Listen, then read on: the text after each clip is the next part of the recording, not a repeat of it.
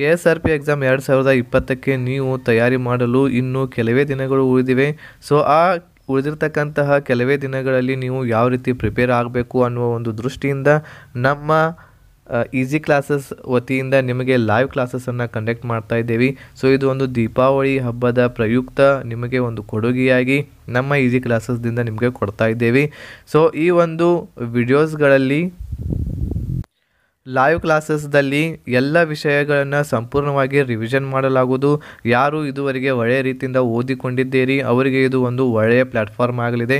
So ಇಲ್ಲಿ ನಾವು 5 ದಿನಗಳವರೆಗೆ ಸಂಪೂರ್ಣವಾಗಿರ್ತಕ್ಕಂತಹ ನಿಮಗೆ ಸಂಬಂಧಿಸಿದಂತಹ ಎಲ್ಲ ಇಂಪಾರ್ಟೆಂಟ್ ಟಾಪಿಕ್ಸ್ಗಳನ್ನು ನಾವು ವಿಡಿಯೋಸ್ಗಳಲ್ಲಿ ಲೈವ್ ಕ್ಲಾಸಸ್ದಲ್ಲಿ ಚರ್ಚೆಯನ್ನು ಮಾಡಲಿದ್ದೇವೆ. ಸೊ ಮಿತ್ರರೇ, ಈ ಒಂದು ಟೈಮ್ ಟೇಬಲನ್ನು ತಿಳಿದುಕೊಳ್ಳೋದಕ್ಕಿಂತ ಮುಂಚೆ ಸ್ಕಿಪ್ ಮಾಡದೆ ಈ ವಿಡಿಯೋವನ್ನು ಬಿಟ್ಟು ಹೋಗದೆ ಇಲ್ಲಿರ್ತಕ್ಕಂತಹ ಟೈಮ್ ಟೇಬಲನ್ನು ತಿಳಿದುಕೊಳ್ಳಿ ಹಾಗೂ ನಮ್ಮ ಕ್ಲಾಸಸ್ಗಳನ್ನು ಜಾಯ್ನ್ ಆಗಿ.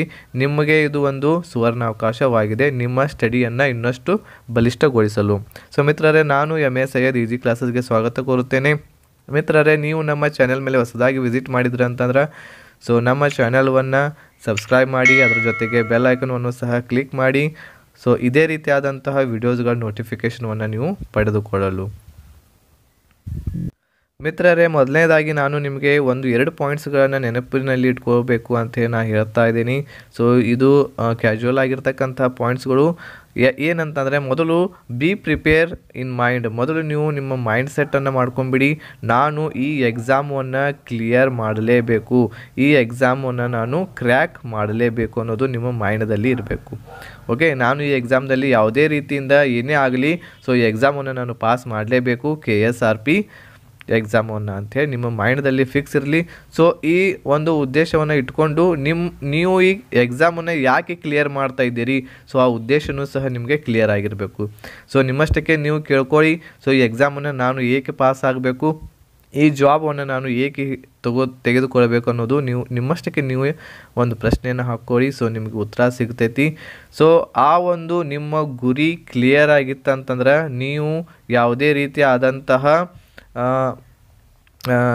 ಅವಕಾಶಗಳನ್ನು ಬಿಡೋದಿಲ್ಲ. ಎಲ್ಲ ಅವಕಾಶಗಳನ್ನು ಪಡೆದುಕೊಂಡು ಒಳ್ಳೆಯ ರೀತಿಯಿಂದ ಸ್ಟಡಿಯನ್ನು ಮಾಡ್ತೀರಿ. ಆದರೆ ನಿಮ್ಮ ಗುರಿ ಏನಾಗಿರಬೇಕು, ಕ್ಲಿಯರ್ ಆಗಿರಬೇಕು. ಯಾವುದೇ ಒಂದು ಕೆಲಸವನ್ನು ಮಾಡಬೇಕಂತಂದ್ರೆ ಅದಕ್ಕೆ ಉದ್ದೇಶ ಇರಬೇಕು, ಗುರಿ ಇರಬೇಕು.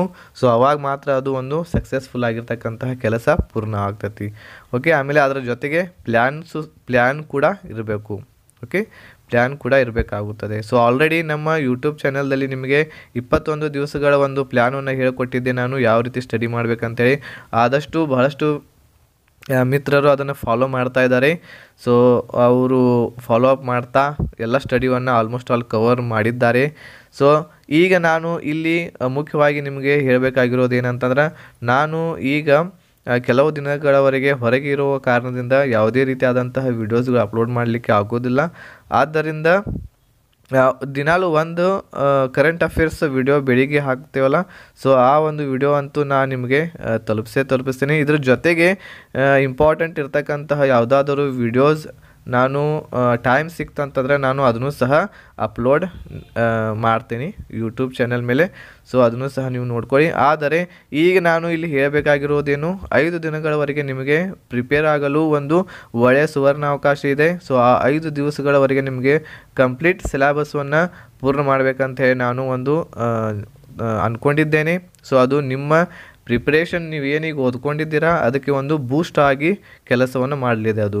ಸೊ ಆ ಟೈಮ್ ಟೇಬಲ್ ಏನಿದೆ ಅನ್ನೋದನ್ನು ತಿಳಿದುಕೊಳ್ಳಿ. ಸೊ ಅದರ ತಕ್ಕಂಗೆ ನೀವು ಕ್ಲಾಸಸ್ಗಳನ್ನು ಜಾಯ್ನ್ ಆಗಿ ಅಂತ ಇಲ್ಲಿ ನಾನು ಹೇಳ್ತಾ ಇದ್ದೇನೆ. ಸೊ ಈಗ ಮೊದಲನೇದಾಗಿ ನಾವು ಟೈಮ್ ಟೇಬಲನ್ನು ನೋಡ್ಕೊಳ್ಳೋಣ.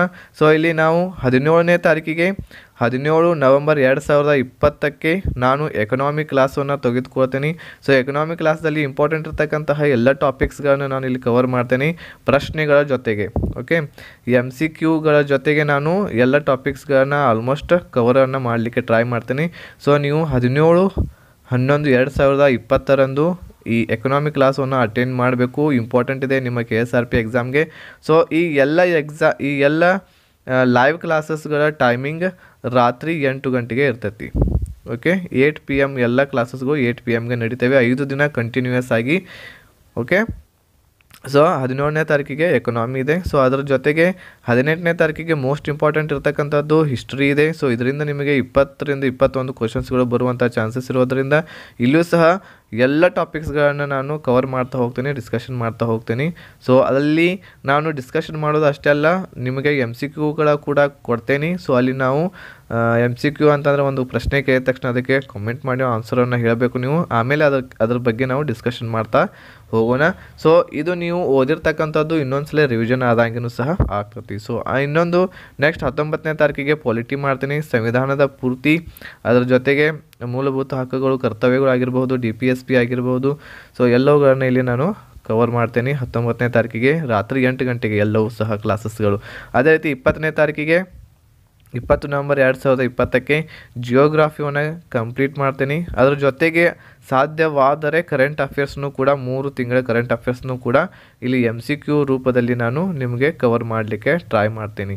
ಓಕೆ, ಸೊ ಬಹುಶಃ ಇಲ್ಲಿ 20ನೇ ತಾರೀಕಿಗೆ 2 ಕ್ಲಾಸ್ ಆದರೆ ಆಗಬಹುದು. 2 ಕ್ಲಾಸ್ ಆದ್ರೆ ಅಂತಂದ್ರೆ ನಾನು ನಮ್ಮ ಯೂಟ್ಯೂಬ್ ಚಾನಲ್ದಿಂದ ಒಂದು ಪೋಸ್ಟ್ ಹಾಕಿರ್ತೀನಿ, ಅದನ್ನು ನೀವು ನೋಡ್ಕೋಬಹುದು. ಇಲ್ಲಾಂತಂದರೆ ರಾತ್ರಿ 8 ಗಂಟೆಗೆ ನೀವು 20ನೇ ತಾರೀಕಿಗೆ ಜಿಯೋಗ್ರಾಫಿ ಅಟೆಂಡ್ ಮಾಡಬಹುದು. ಸೊ ಇದಾದ ನಂತರ 21ನೇ ತಾರೀಕಿಗೆ ಲಾಸ್ಟ್ ಡೇ ಇರ್ತೈತೆ ಇದು ನಿಮಗೆ ಎಕ್ಸಾಮ್ಗೆ. ಸೊ ಇಲ್ಲಿ ನಾನು ಮೆಂಟಲ್ ಎಬಿಲಿಟಿಯನ್ನು ಕವರ್ ಮಾಡ್ತೀನಿ. ಸೊ ಈ mental ability all previous year question ಪೇಪರ್ಗಳನ್ನು ಸಾಲ್ವ್ ಮಾಡೋದು, ಡಿಸ್ಕಷನ್ ಜೊತೆಗೆ ಎಲ್ಲ ಏನು ಇವು ಇರ್ತಾವಲ್ಲ ಎಲ್ಲ ಕಾನ್ಸೆಪ್ಟ್ಸ್ಗಳನ್ನು, ಓಕೆ, ಕಾನ್ಸೆಪ್ಟ್ಗಳನ್ನು ಎಲ್ಲವುಗಳನ್ನು ತಿಳಿಸ್ಕೊತ ಎಲ್ಲವುಗಳನ್ನು ಒಳ್ಳೆ ರೀತಿಯಿಂದ ಡಿಸ್ಕಷನ್ ಮಾಡೋಣ. MCQ ಕೇಳಲಾಗ್ತದೆ. ಸೊ ಅದಕ್ಕೆ ನೀವು ಕಾಮೆಂಟ್ ಮಾಡಿ ಆನ್ಸರ್ಸ್ಗಳನ್ನು ಬಿಡಿಸಿ. ಸೊ ಇಲ್ಲಿ ನಿಮಗೆ ಇದು ಲಾಸ್ಟ್ ಡೇಗೆ ಯಾಕೆ ಇಟ್ಕೊಂಡೆ ನಾನು ಮೆಂಟಲ್ ಎಬಿಲಿಟಿ, ಯಾಕಂತಂದರೆ ಮರುದಿನ 22ನೇ ತಾರೀಕಿಗೆ ನಿಮ್ಮ ಎಕ್ಸಾಮ್ ಇರ್ತೈತಿ. ಸೊ ಇದು ನಿಮಗೆ ಬಹಳ ಹೆಲ್ಪ್ ಆಗುವಂತಹ ಒಂದು ದೃಷ್ಟಿಯಿಂದ ನಾನು 21ನೇ ತಾರೀಕಿಗೆ ಇಟ್ಕೊಂಡಿದ್ದೇನೆ. ಸೊ ಅದಕ್ಕೆ ನೀವು 21ನೇ ತಾರೀಕಿಗೆ ಮೆಂಟಲ್ ಎಬಿಲಿಟಿ ಮಿಸ್ ಮಾಡದೆ ನೀವು ಅಟೆಂಡ್ ಆಗಿ ರಾತ್ರಿ 8 ಗಂಟೆಗೆ. ಸೊ ಇಲ್ಲಿಯೂ ಸಹ ನಿಮ್ಮ ಎಕ್ಸಾಮ್ಗೆ 8 ರಿಂದ 10 ಕ್ವಶನ್ಸ್ಗಳು ಬರುವಂಥ ಚಾನ್ಸಸ್ ಇದೆ. ಸೊ ಇದಾದ ನಂತರ ಇಲ್ಲಿಗೆ ನಿಮ್ಮ 5 ಸೀರೀಸ್ಗಳು ಮುಗಿತವೆ. ಸೊ ಇವು 5 ಮೇನ್ ಇಂಪಾರ್ಟೆಂಟ್ ಇರ್ತಕ್ಕಂಥವುಗಳು: economy, history, polity, geography, mental ability. So 5 important ಇರ್ತಕ್ಕಂಥವುಗಳು. ನಿಮಗೆ ಒಂದು ಒಳ್ಳೆಯ ಪ್ಲಾಟ್ಫಾರ್ಮ್ ಇದೆ ಇಲ್ಲಿ ಡಿಸ್ಕಷನ್ ಮಾಡಲು, ಹಾಗೂ ಇಲ್ಲಿ ನಾವು ಕೇಳುವಂತಹ ಪ್ರಶ್ನೆಗಳಿಗೆ ಉತ್ತರ ಕೊಡುವಂಥದ್ದು ಮೋಸ್ಟ್ ಇಂಪಾರ್ಟೆಂಟ್ ಕ್ವೆಶನ್ಸ್ಗಳು. ಆಮೇಲೆ ಅದರ ಜೊತೆಗೆ ಎಲ್ಲ ಟಾಪಿಕ್ಸ್ಗಳನ್ನ ಚರ್ಚೆ ಮಾಡಲಾಗುತ್ತದೆ. ಸೊ ನೀವು ಒಂದು ಸಲ ಕೇಳ್ತಾ ಹೋದ್ರಿ ಅಂತಂದ್ರೆ ಸೊ ಎಲ್ಲ ಟಾಪಿಕ್ಸ್ಗಳು ನಿಮಗೆ ರಿವಿಷನ್ ಆದಂಗೆ ಆಗ್ತತಿ, ನೀವು ಎಲ್ಲವೂ ಆಲ್ರೆಡಿ ಓದ್ಕೊಂಡಿರ್ತೀರಿ. ಸೊ ಇದಾದ ನಂತರ ಇನ್ನೂ ಕಂಪ್ಯೂಟರ್ ಒಂದಿದೆ, ಆಮೇಲೆ ಸ್ಟ್ಯಾಟಿಕ್ GK ಇದೆ. ಸೊ ಈ ಎರಡೂಗಳ ಬಗ್ಗೆ ನಾನು ಆಲ್ರೆಡಿ ನಮ್ಮ ಯೂಟ್ಯೂಬ್ ಚಾನಲ್ದಲ್ಲಿ ಪ್ಲೇಲಿಸ್ಟ್ದಲ್ಲಿ ಹೋದ್ರೆ ಅಂತಂದ್ರೆ ನಿಮಗೆ ಕಂಪ್ಯೂಟರ್ ಬಗ್ಗೆ 2 ವಿಡಿಯೋಸ್ ಇವೆ. ಓಕೆ, ಕಂಪ್ಯೂಟರ್ ಬಗ್ಗೆ 2 ವಿಡಿಯೋಸ್ಗಳಿವೆ. ಟಾಪ್ ವಿಡಿಯೋಸ್ ಅಂಥೇಳಿ ಇದಾವಲ್ಲಿ. ಓಕೆ, ಟಾಪ್ ವಿಡಿಯೋಸ್, ಆಮೇಲೆ ಇಂಪಾರ್ಟೆಂಟ್ ವಿಡಿಯೋಸ್ ಅಂತ ಹೇಳಿದಾವು.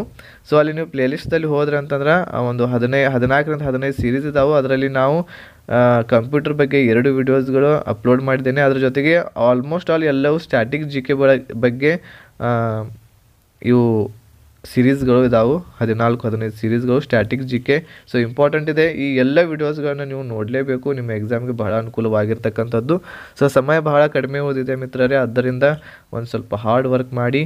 ಸೊ ಅದೇ ರೀತಿ ಎಲ್ಲರಿಗೂ ನಮ್ಮ ಈ ಒಂದು ಈಜಿ ಕ್ಲಾಸಸ್ದಿಂದ ಎಲ್ಲ ಮಿತ್ರರಿಗೆ ದೀಪಾವಳಿ ಹಬ್ಬದ ಹಾರ್ದಿಕ ಶುಭಾಶಯಗಳನ್ನು ತಿಳಿಸ್ತಾ ಈ ಒಂದು ವಿಡಿಯೋವನ್ನು ಇಲ್ಲಿಗೆ ಮುಗಿಸ್ತಾ ಇದ್ದೇನೆ.